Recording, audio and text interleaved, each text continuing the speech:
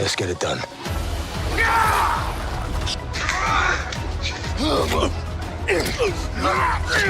People don't realize the role that a stunt team plays on a movie.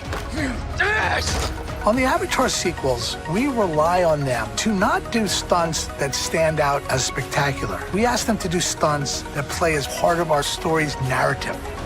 For the James Cameron film, the action fuels the story, while the story also fuels the action, and it makes it so dynamic and it makes it so engaging that it makes you want to know what happens next. Jim, of course, doesn't like things to just be animated. You're gonna do them for real. The only thing we're not real is us being blue. I've got a dry team and I've got a wet team.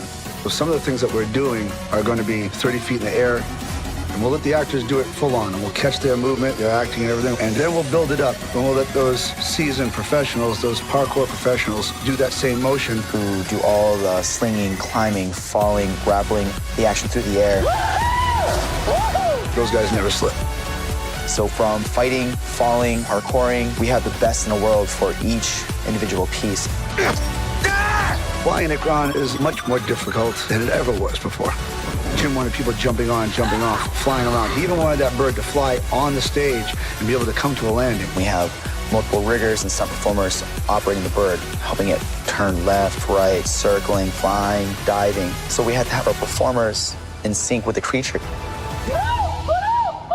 The wet team, you know, their breath holds are amazing. One of my top guys, his breath hold is like 11 minutes down there, which is ridiculous. A lot of the people that came from Cirque du Soleil, synchronized swimmers, Olympic hopefuls, so they can move like you've never seen before in that water. Dudes have been falling off horses the same way since Truman was president. You know, when I first was approached by Garrett, and he's like, you've got to invent some stuff, and it's probably not possible, but if anybody can figure it out, James Cameron thinks I can, so let's do it.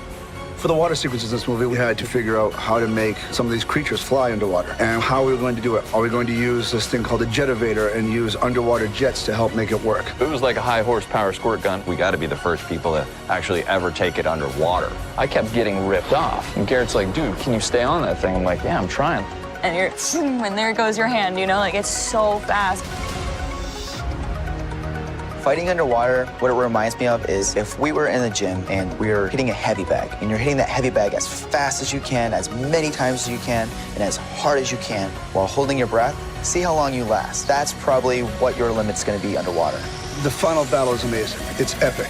At one point, Quaritch and Jake have this huge knife fight while this ship is capsizing, turning, listing, and falling over on itself. We had to build this huge truss-enabled skeleton of the ship, and we had to drive it with these computerized winches so that it was able to turn at the right time, at the right speed.